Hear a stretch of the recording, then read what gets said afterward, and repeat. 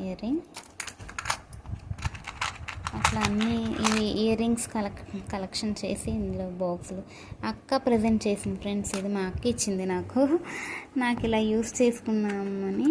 ఇవి కూడా ర్యాక్స్ సపరేట్గా ఇలా వచ్చేస్తాయి ఫ్రెండ్స్.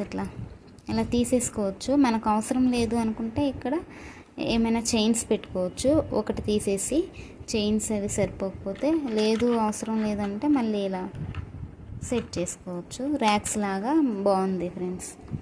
ఇది జస్ట్ మీకు చిన్న వీడియో మీతో షేర్ చేసుకుందామని నేను ఇలా వీడియో తీసుకున్నాను ఫ్రెండ్స్.